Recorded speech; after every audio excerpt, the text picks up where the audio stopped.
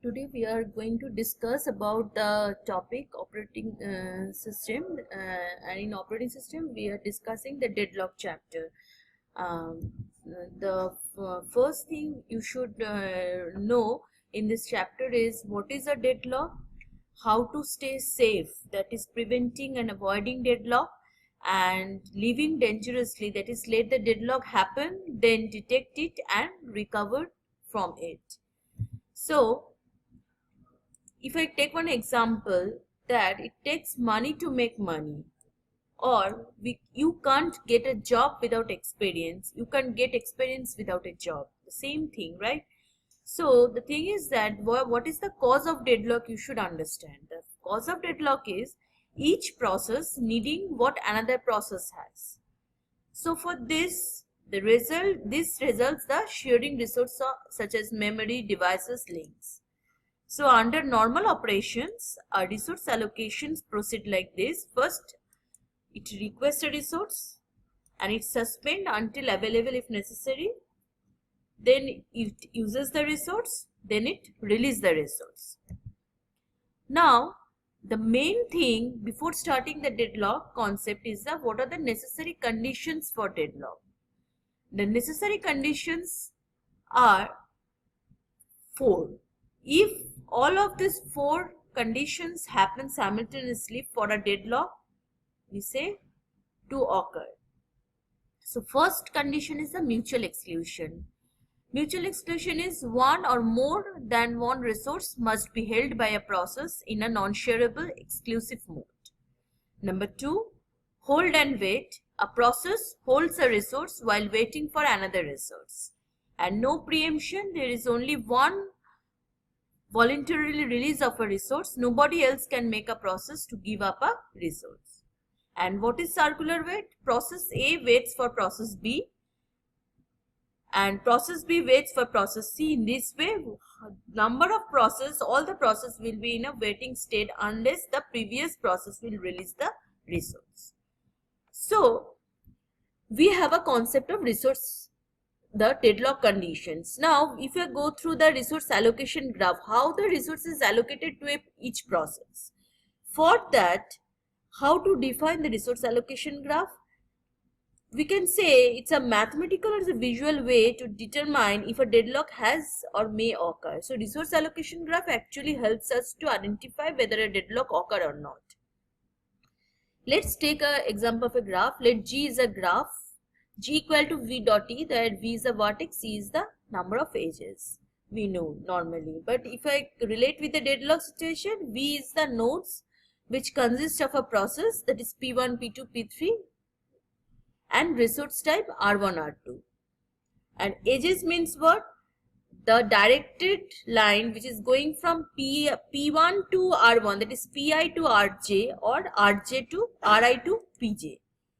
So what does it mean actually? The edges are, we are seeing that the arrow is going from process to resource, indicates that the process is requesting the resource, and if the arrow is going from resource to process, it shows an instance of the resource that has been allocated to the process.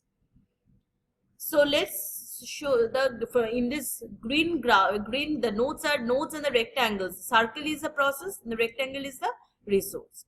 So dots represent what? Dots represent the number of instances of the resource in type, and request points to square and assignment point comes from dot. So P from, if the row is going from, arrow is going from Pi to Rj, it means process is requesting the resource.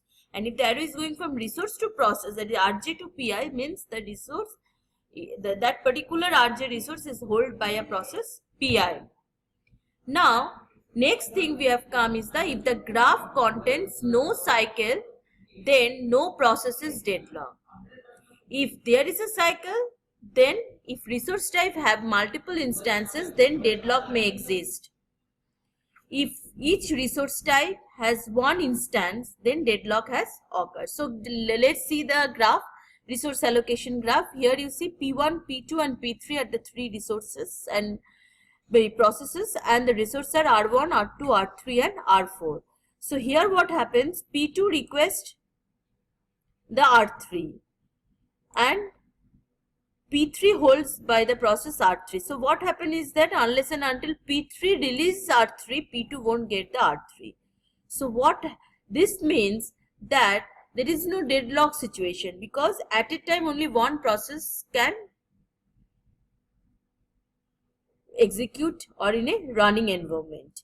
Now next come to the another example of resource allocation with a deadlock. How the deadlock occurs? See, the left hand side diagram is that P1, P2, P3 are the three resources, R1, R2, R3, R4 are the resources, and P1, P2, P3 are the processes. So what happens is that P2 requests R3 and P3 holds R3. Now similarly at the same time P3 requests R2 and R2 is being held by P2. So you just consider the cycle P2, R3, P3 and R2. This is a closed loop. So here we say it's a deadlock occur. But in the right hand side graph we say that with us it is a cycle but no deadlock occur. Because P1 requests R1 and R1 is held by P2. If I am considering the entire graph, so P1, R1, P2 is not a cycle. So, but still we are seeing that P1, R1, P3 and R2, it is a cycle, but since P2 is also the part of that graph which does not a closed loop, so we are telling that this particular resource allocation graph is with a cycle but no deadlock.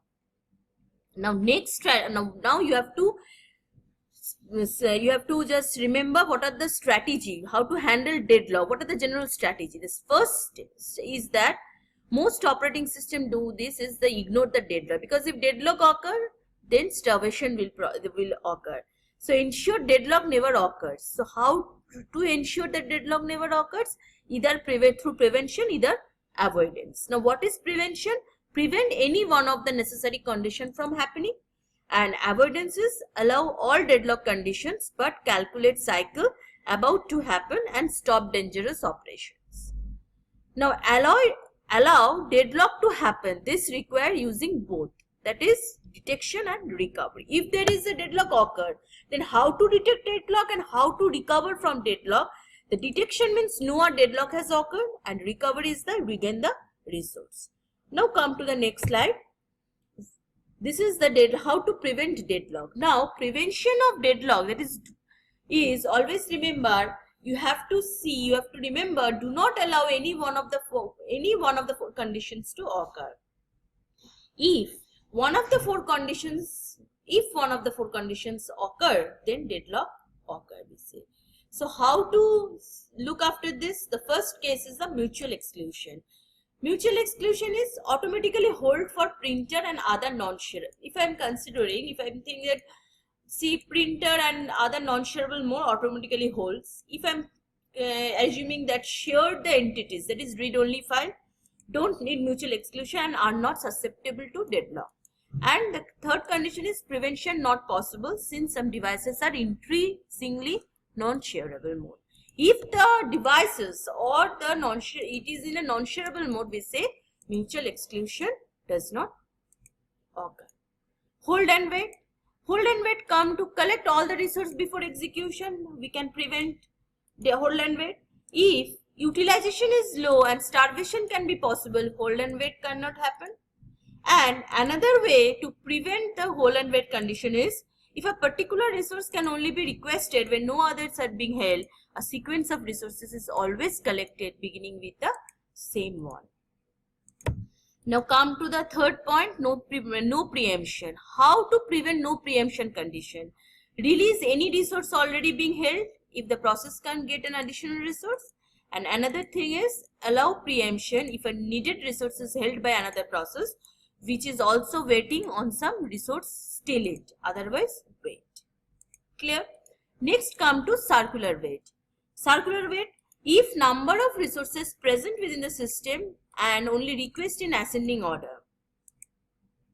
So whatever we have discussed, each of this prevention may cause a decrease in utilization and or resources. For this reason, prevention is not necessarily the best technique.